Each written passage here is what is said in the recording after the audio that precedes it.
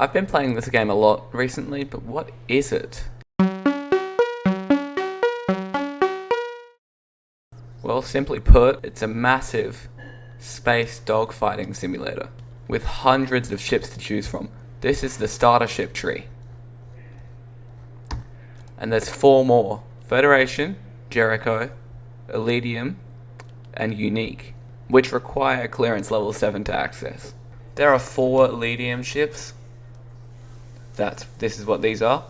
There are a lot of Jericho ships. That's what these are.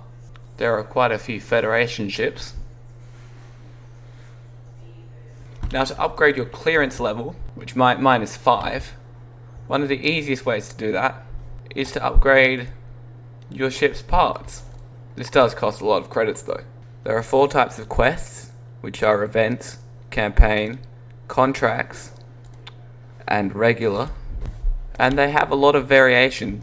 The stats can look intimidating at first on the left over here. It's actually presented in a very good way. It's easy to understand once you've played a couple of games. I'm going to turn my attention here to the 3D modeling. This is just the hangar. Have a look at the detail in this. They've even put stuff on these computers here. Look at the detail down in the bottom right there. It looks like there's actually words on it. You can have 3 ships out at once, and each ship has amazing customization potential. You can customize the weapons, ammunition, missiles, and then you get the modules, which all have unique buffs, which you can see here. This one, for example, will repair your hull by 2,500 points over 1 second. And every ship comes with, by default, different modules.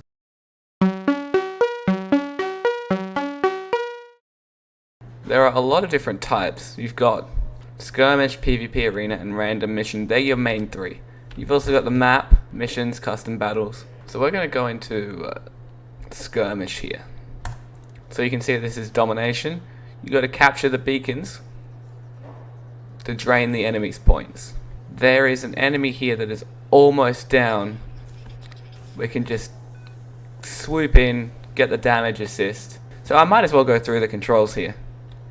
You've got W to move forward, A and D to strafe, S to slow down or reverse, and you left click to fire, and you right click to fire a missile. But you've got shift to speed up more, but that does use energy. You can see the UI on your left. You've got your speed, and then the energy is the white bar. So you've got Q and E. You can roll as well, and if you hit something, it does damage.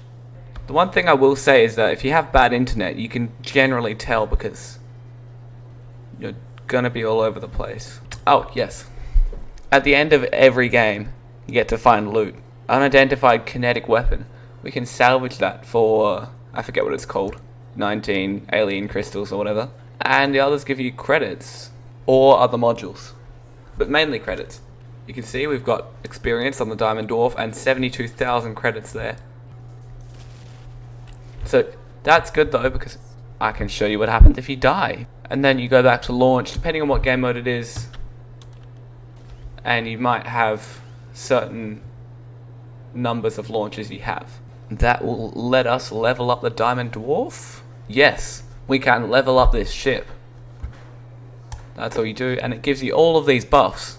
Clearance points earned plus 20. Now we're going to go into battle on a random UMC mission. UMC stands for United Mercenary Center, but it doesn't really matter much because I don't think there's much involvement. I'm going to find mission level 10. If you're doing this, that's always a good level to go to. Level 10, because it gives you plus 100% credits.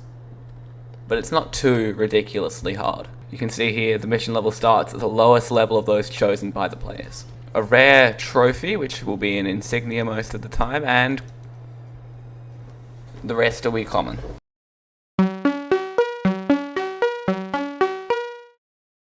So you might be thinking, what can I actually say about Star Conflict? What's the information you need to know? Now I do have some graphs here to compare, but Star Conflict has a lot of stuff. It's a big game. It takes up 8.5 gigabytes of storage. That's what you're going to need to play this. and it's recommended to have at least 6 gigabytes of RAM. That being said, for most PCs, even some laptops, that really shouldn't be too much of an ask, because a lot have 8 gigabytes of RAM. It just means you kind of have to be careful of what you have on in the background as well. I have 8 gigabytes of RAM and I'm generally fine with this. So what do I rate it? Well, in true Good Game Spawn Point fashion, 4 out of 5 rubber duckies. It's great, it just can get a little bit repetitive sometimes. And that is what the missions are for, where you go out into the map, because there's a lot of places to explore. But the actual battles, they can seem to drag on sometimes. You can also get paired up with people who are really good at the game, so they'll have great ships and you'll have possibly not so great ships, which is great sometimes, not so great sometimes. You get that free experience and those free credits, but sometimes you want to do things on your own. So I'm going to go to the map here. Look at how much there is to explore. So we're in the line system, that's where Elysium Theatre is, and you've got how many? 25 systems to explore, and a lot of them have a lot of places to explore. If I go to the contracts quest, I'll go complex situation, find 4 tungsten plates and unidentified minerals in the zone on Tragos Drift. I can undock, click ready, and we're going to on Tragos Drift. And what you do is you go up to this unidentified mineral, try and slow down, and you press C to interact with it. Performing analysis. There you go, there's your tungsten slab. Destroying the red ships, the ones with the red outlines, will give you good karma. Destroying the ones with the blue outlines will give you bad karma. Then all you do is press escape and return to hangar. And you don't press escape until that bar's down. And then you're back. So in conclusion, Star Conflict is a great game. If you've got the specs and you've got the space, it's definitely worth checking out.